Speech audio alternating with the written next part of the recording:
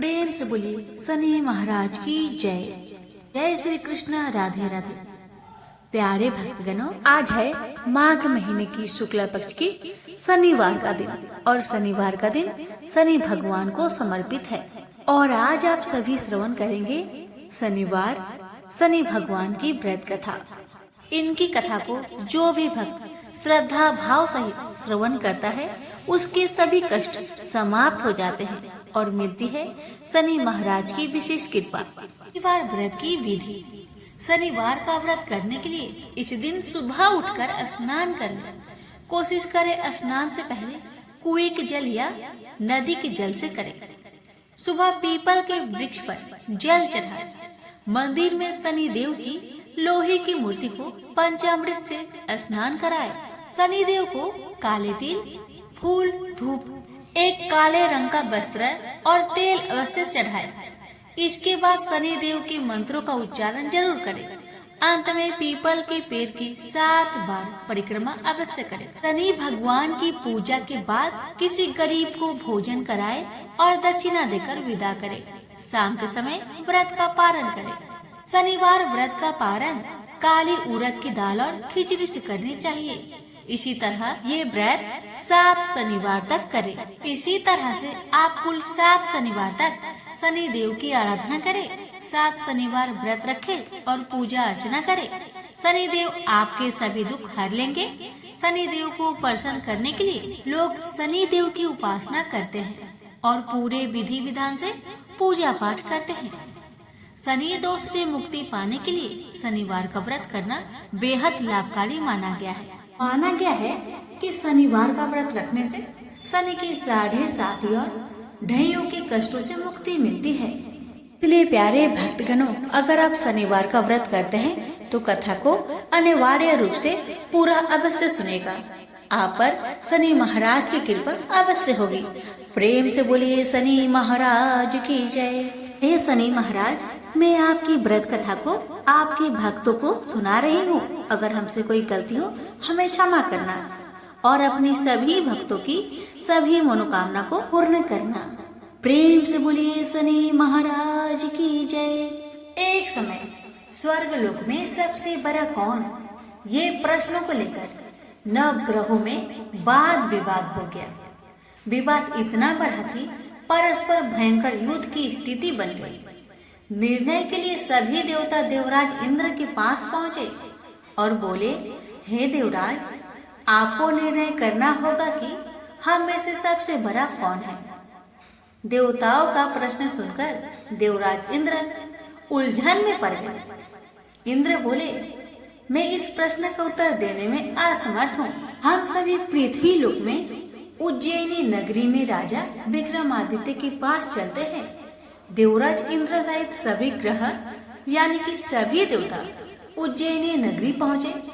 महल में पहुंचकर जब देवताओं ने उनसे अपना प्रश्न पूछा तो राजा विक्रमादित्य भी कुछ देर के लिए परेशान हो उठे, क्योंकि सभी देवता अपनी अपनी शक्तियों के कारण महान थे।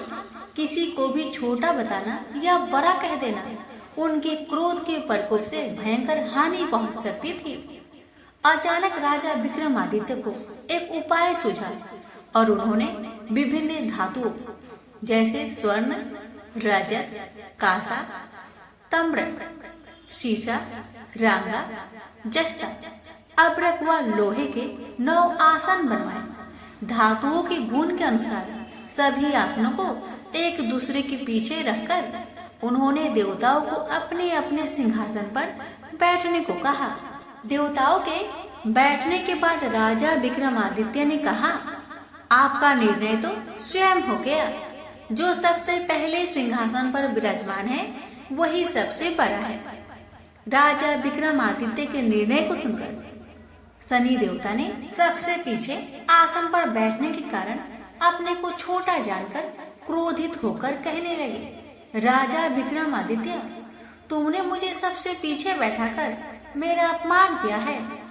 तुम मेरी शक्तियों से परिचित नहीं हो। मैं तुम्हारा सर्वनाश कर दूंगा। शनि ने कहा, सूर्य एक राशि पर 1 महीने, चंद्रमा 2.25 दिन, मंगल 1.5 महीने, बुध और शुक्र 1 महीने, बृहस्पति 13 महीने रहते हैं, लेकिन मैं किसी राशि पर 7.5 वर्ष तक रहता हूँ। बड़े बड़े देवताओं को मैंने अपने प्रकोप से पीड़ित किया है। राम को 7.5 के कारण ही वन में जाकर रहना पड़ा और रावण को 7.5 के कारण ही युद्ध में मृत्यु का शिकार बनना पड़ा। राजा, अब तू भी मेरे प्रकोप से नहीं बच सकता। इसके बाद अन्य ग्रहों के देवता तो प्रसन्नता के साथ चले गए, परंतु शनि भगवान बड़े क्रोध के साथ वहां से विदा हुए। राजा विक्रमादित्य पहले की तरह ही न्याय करते रहे। उनके राज्य में सभी स्त्री पुरुष बहुत आनंद से जीवन यापन कर रहे थे। कुछ दिन ऐसे ही बीत गए। उधर शनि देवता अपने अपमान को भूल नहीं पाए थे। विक्रमादित्य से बदला लेने के लिए एक दिन शनि भगवान ने घोड़े के व्यापारी का रूप धारण किया और बहुत से घोड़ों के साथ उज्जैनी नगरी पहुंचे। राजा विक्रमादित्य ने राज्य में किसी घोड़े के व्यापारी के आने का समाचार सुना तो अपने अश्वपाल को कुछ घोड़े खरीदने के लिए भेजा। घोड़े बहुत कीमती थे। अश्वपाल ने जब वापस लौटकर इस संबंध में बताया तो राजा विक्रमादित्य ने स्वयं आकर एक सुंदर व शक्तिशाली घोड़े को पसंद किया। घोड़े की चाल देखने के लिए राजा उस घोड़े पर सवार हुए तो वह घोड़ा बिजली की गति से दौड़ पड़ा। तेजी से दौड़ता घोड़ा राजा को दूर एक जंगल में ले गया और फिर राजा को वहां गिराकर जंगल में कहीं गायब हो गया। राजा अपने नगर को लौटने के लिए जंगल में भटकने लगा, लेकिन उन्हें लौटने का कोई रास्ता नहीं मिला। राजा को भूख प्यास लग गई। बहुत घूमने पर उसे एक चरवाहा मिला। राजा ने उससे पानी मांगा। पानी पीकर राजा ने उस चरवाहे को अपनी अंगूठी दे दी। फिर उससे रास्ता पूछकर वह जंगल से निकलकर पास के नगर में पहुंचा। राजा ने एक सेठ की दुकान पर बैठकर कुछ देर आराम किया। उस सेठ ने राजा से बातचीत की तो राजा ने उसे बताया कि मैं उज्जैनी नगरी से आया हूँ। राजा के कुछ देर दुकान पर बैठने से सेठ जी की बहुत बिक्री हुई। सेठ ने राजा को बहुत भाग्यवान समझा और खुश होकर उसे अपने घर भोजन के लिए ले गया। सेठ के घर में सोने का एक हार खूंटी पर लटका हुआ था। राजा को उस कमरे में छोड़कर सेठ कुछ देर के लिए बाहर गया। तभी एक आश्चर्यजनक घटना घटी। राजा को देखते ही देखते सोने के उस हार को खूंटी ने निकल गई। सेठ ने कमरे में लौटकर हार को गायब देखा तो चोरी का संदेह राजा पर किया, क्योंकि उस कमरे में राजा ही अकेले बैठा था। सेठ ने अपने नौकरों से कहा कि इस परदेसी को रस्सियों से बांधकर नगर के राजा के पास ले चलो। राजा ने विक्रमादित्य से हार के बारे में पूछा तो उन्होंने बताया कि मेरे आंखों के ही सामने खूंटी ने उस हार को निगल लिया था। विक्रमादित्य की बात को सुनकर राजा बहुत क्रोध से भर गए। उन्हें लगा विक्रमादित्य झूठ कह रहे हैं, इसलिए राजा ने क्रोधित होकर चोरी करने के अपराध में विक्रमादित्य के हाथ पांव काटने की आदेश दे दिया। राजा विक्रमादित्य के हाथ पांव काटकर उसे नगर के सड़क पर छोड़ दिया गया। कुछ दिन बाद एक तेली उसे उठाकर अपने घर ले गया और उसे अपने कोल्हू पर बैठा दिया। राजा आवाज देकर बैलों को हाँकता रहता। इस तरह तेली का बैल चलता रहा और राजा को भोजन मिलता रहा। शनि देव के प्रकोप के साधे साथी पूरी होने पर वर्षा ऋतु प्रारंभ हुई। राजा विक्रमादित्य एक रात मेघ मल्हार गा रहे थे कि तभी नगर के राजा की लड़की राजकुमारी मोहिनी रथ पर सवार उस तेली के घर के पास से गुजर रही थी। उसने मेघ मल्हार सुना तो उसे बहुत अच्छा लगा और दासी को भेजकर गाने वाले को बुला लाने को कहा। दासी ने लौटकर राजकुमारी को अपंग राजा के बारे में सब कुछ बता दिया।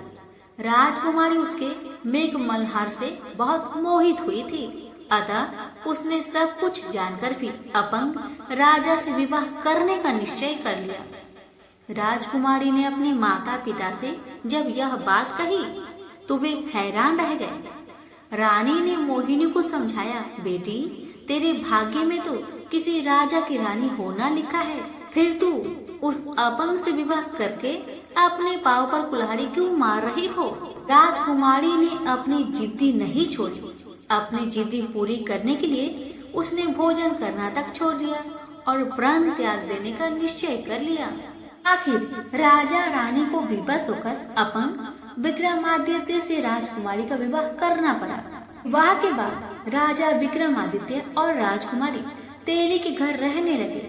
उसी रात सपने में शनि भगवान ने राजा से कहा, राजा तुमने मेरा प्रकोप देख लिया, मैंने तुम्हें अपने अपमान का दंड दिया है।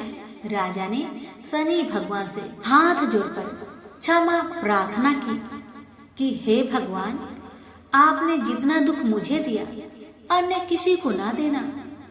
शनि भगवान ने कुछ सोचकर कहा, राजा मैं तुम्हारी प्रार्थना स्वीकार करता हूँ। जो कोई स्त्री पुरुष मेरा पूजा करेगा, शनिवार को व्रत करके मेरी व्रत कथा सुनेगा, उस पर मेरी अनुकंपा सदा बनी रहेगी। प्रातःकाल राजा विक्रमादित्य की नींद खुली तो उसने अपने हाथ पांव देखकर राजा को बहुत खुशी हुई। उसने मन ही मन शनि भगवान को प्रणाम किया।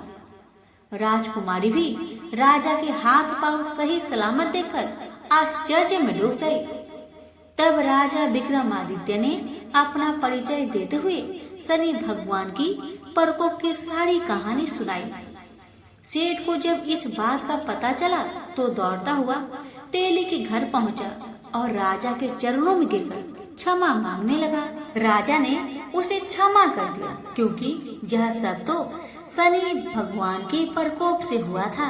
सेठ राजा को अपने घर ले गया और उसे भोजन कराया। भोजन करते समय वहाँ एक अनोखी घटना घटी। सबके देखते देखते उस खुटी ने हार को उगल दिया। सेठ जी ने अपनी बेटी का विवाह भी राजा के साथ कर दिया और बहुत से स्वर्ण आभूषण धन आदि देकर राजा को विदा किया। राजा विक्रमादित्य राजकुमारी मोहिनी और सेठ के साथ उज्जैनी पहुँचे तो नगर वासियों ने हर्ष से उनका स्वागत किया।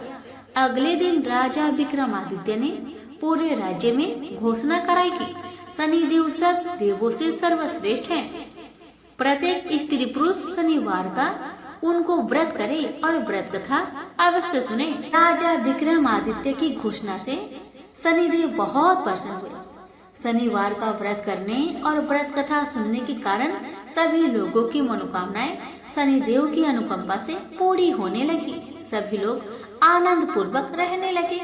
प्रेम से बोली शनि महाराज की जय। हे शनि महाराज, आपकी कथा कहने वाले, सुनने वाले, हुक्कार भरने वाले सभी भक्तों की सभी मनोकामना को पूर्ण करना, सभी की कष्टों को दूर करना। प्रेम से बोलिए शनि महाराज की जय।